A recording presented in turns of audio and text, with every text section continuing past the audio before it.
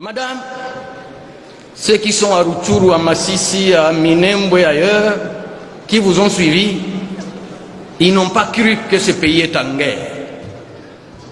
Parce que si on ne parle pas du Rwanda ici, on ne parle pas de Kagame ici, c'est que nous avons un seul œil. Mais si on en a deux, c'est la première solution à résoudre. Mettre fin à la guerre, la gagner et au besoin fermer les frontières avec ce pays.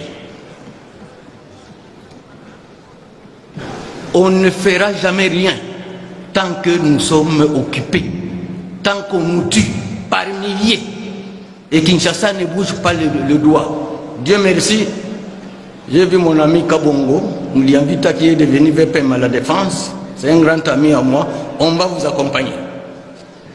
On va vous accompagner. Donc, nous voulons que la guerre soit considérée par notre gouvernement comme la priorité des priorités. La sécurisation du territoire national. Nous voulons que les militaires au front aient un traitement spécial. Sans motivation, ils ne feront pas de guerre. Où est l'argent du cobalt? Où est l'argent du cuivre? Au village, honorable président, quand on connaît déjà les sorciers, ils deviennent vulnérables. Alors les gens ne savent pas quel est le sorcier de notre pays. C'est l'Union européenne. C'est l'Union européenne.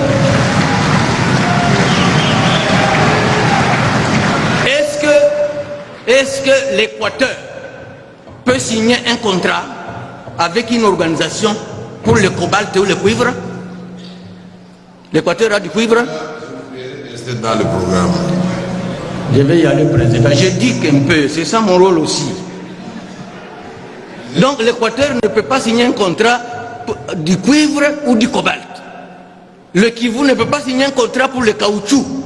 Comment l'Union européenne signe avec le Rwanda, qui ne produit que le café et le thé pour l'exploitation des minéraux? Et nous nous taisons, comme si c'était un fait banal, anodin.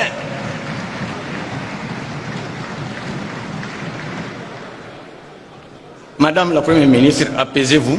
La grand-mère vous sécurise. Mais je voulais dire que nous devons quand même prendre certaines mesures draconiennes contre le Rwanda. Moi, je suis sous sanction de l'Union européenne. Moi, j'ai pris ça comme un acte d'héroïsme. Ce n'est pas un handicap. Abonnez-vous, la Tchof TV. Nous avons le deuxième port de notre pays. C'est chez moi à Uvira, à Kalundu. Les Kenyans ici, qui nous ont envoyé des militaires, qui sont même dans le M23, on devait couper ce pont-là. On devait se rattacher à l'océan Indien à partir de Dar es Salaam. Et je voudrais, quand vous allez nous répondre, pourquoi nous faisons les beaux yeux au Rwanda et à l'Union européenne? Ce n'est pas en flattant l'ennemi que vous allez dormir. Il faut le frapper fort aussi. Il faut le frapper fort. Et je voudrais ici aujourd'hui que vous veniez me dire pourquoi nous n'avons jamais fermé nos frontières avec le Rwanda, pourquoi nous n'avons jamais rompu les relations diplomatiques avec le Rwanda. Qu'est-ce qui se passe? Quelle est la complicité?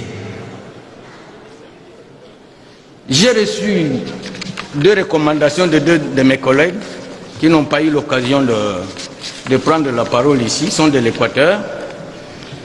Une collègue me demande qu'à la page 56, sur le 6e pilier, quelques actions. Aujourd'hui, je vous demande de vous abonner massivement et puis en cascade sur cette chaîne Shoft TV. Shoft TV, c'est la meilleure chaîne. Président, honorable membre du bureau, honorable député, chers collègues, Excellence Madame la Première ministre, Excellence Messieurs les membres du gouvernement,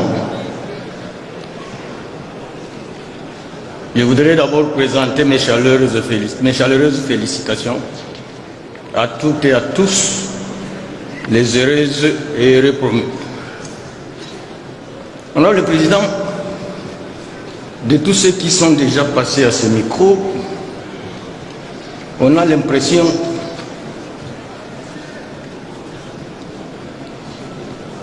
qu'il n'y a pas eu de frustration lors de la sortie du gouvernement. Et c'est comme ça que j'ai prévenu à Madame la Première ministre, à qui je promets mon soutien aussi. J'ai beaucoup d'amis dans le gouvernement, mais qu'on va d'abord se laver avant qu'on se parfume.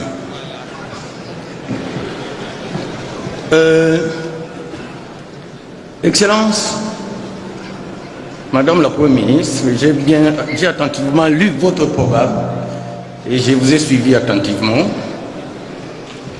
Mais avant que je n'abonde dans ce programme, je voudrais livrer un secret à cette auguste plénière.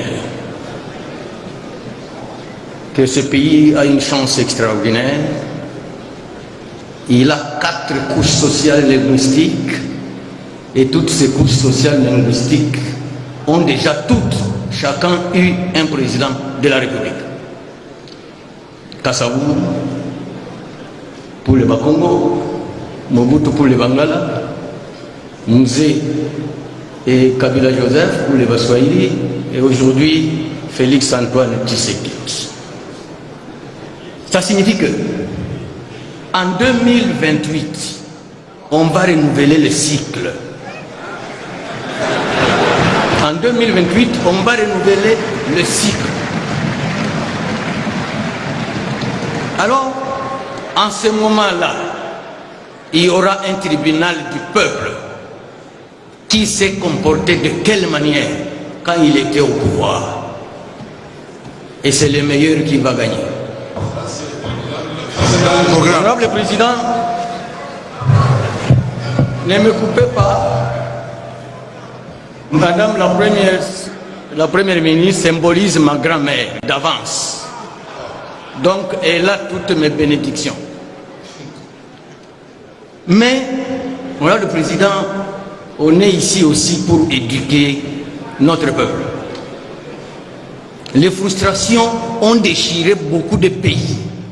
Beaucoup. Le cas du Mali, avec les Touaregs au nord, ils ont créé la Zawad. Aujourd'hui, ici au Cameroun, les anglophones, ils ont créé l'Amazonie. Alors j'ai fait une petite recherche. J'ai identifié toutes les grandes tribus du Grand Nord, les Mongo, les Mbouza, les Ngwaka, les Bangala. Je retrouve que tous sont représentés dans ce gouvernement. Tous. Ils sont là.